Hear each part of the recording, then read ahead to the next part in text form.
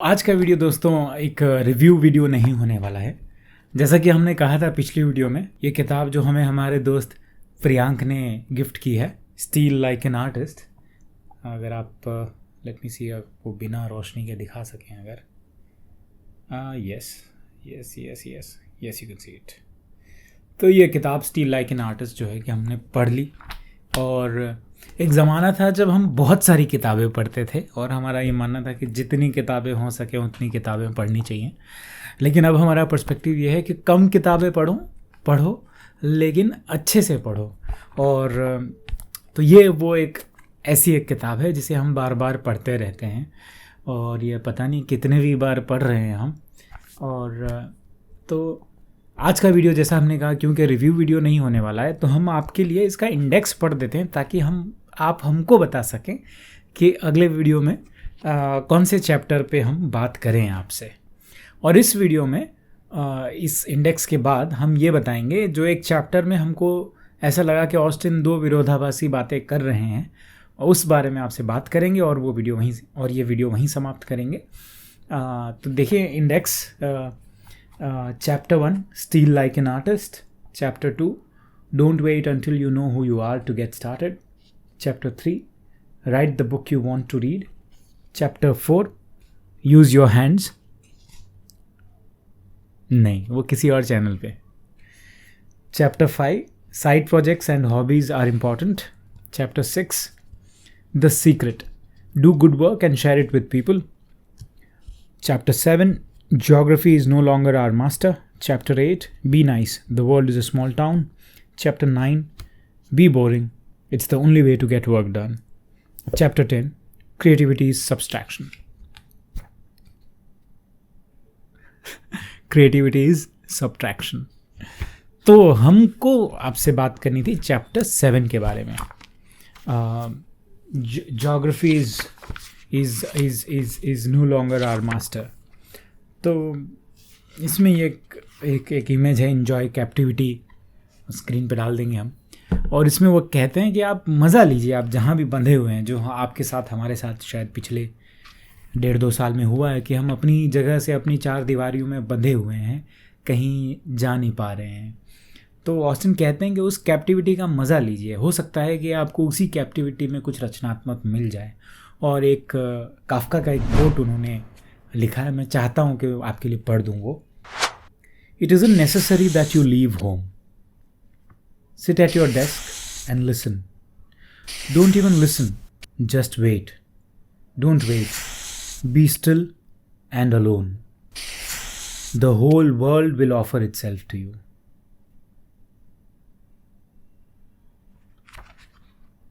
और काफ्का जो है कि इंटरनेट से दशकों पहले पैदा हुए थे, एक सदी पहले। तो यही है कि अगर आप घर ही पे बैठ के, आज तो इंटरनेट और सोशल मीडिया के थ्रू आप जिससे चाहें उससे कनेक्ट कर सकते हैं, जिसका काम चाहें उसका काम देख सकते हैं। एज एन आर्टिस्ट आप जो भी आर्ट परस्यू कर रहे हो, अगर आप लिखते हो तो बाकी राइटर्स से कनेक्ट कर सकते हैं, रीडर्स से कनेक्ट कर सकते हैं। अगर आप पेंटिंग करते हैं तो बाकी पेंटर्स से कनेक्ट कर सकते हैं। बहुत आसान है आज के दिन में अपनी 4 दीवारी में रहकर बाकी लोगों से एक रिश्ता जोड़ना। तो मैं जो कह रहा था, विरोधाभासी चीज़ें, एक ये कि एन्जॉय कैप्टिविटी। और ये चैप्टर ख़त्म, मतलब इसी चैप्टर में वो कहते हैं कि लीव होम, और घर से दूर जाइए। जहाँ पे एक जॉना लेहरर का कोट है कि distance and difference are the secret tonic of creativity. When we get home, home is still the same, but something in our mind has been changed and that changes everything. और ये जो शायद मैंने पिछले video में भी बताया था, जितनी दूर आप जाते हैं, ये ऑफ कोर्स सिंबॉलिक है। ऐसा ज़रूरी नहीं है कि आपको, अगर आप पटना में रह रहे हैं तो आपको पेरिस जाना है या पेंसिल्वेनिया जाना है क्रिएटिविटी खोजने के लिए।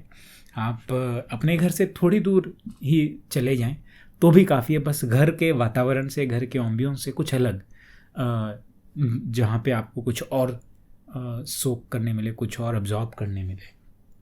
तो इसी चैप्टर में वो कहते हैं कि तो कहाँ जाया जाए, कितनी दूर जाया जाए। और पता नहीं, ये पढ़ते पढ़ते हमको ये याद आया कि बहुत दूर कितनी दूर होता है। वो लाइन फिर से आप सुनिएगा, आपको अलग हिट करेगा शायद। तो यही कहते हैं कि कहाँ जाना चाहिए, कौन सी जगह जाना चाहिए। तो बेसिकली कोई ज़रूरी नहीं है कि आप एक्सपेंसिव जगह जाएं, पहाड़ों में जाएं, बीचेस के पास जाएं।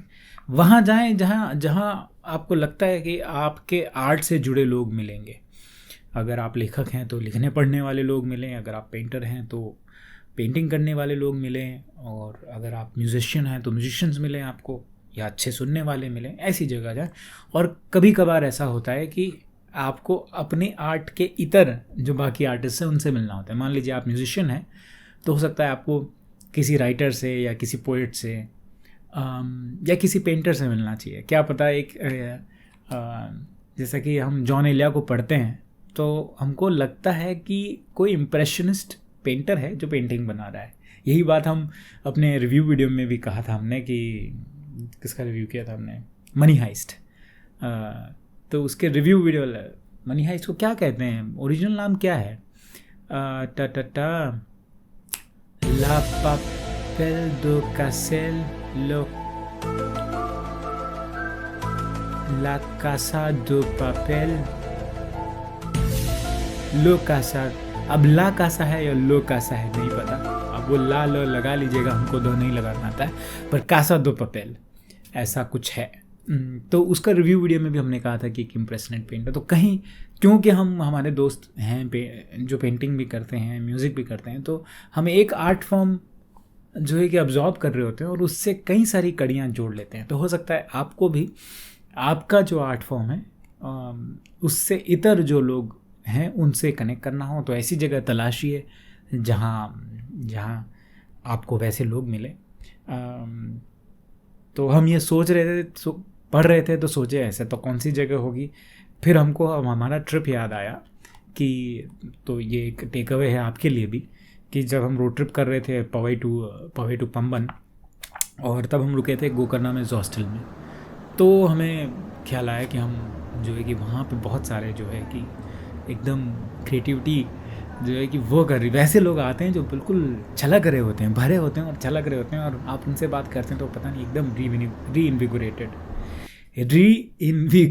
फील करते हैं।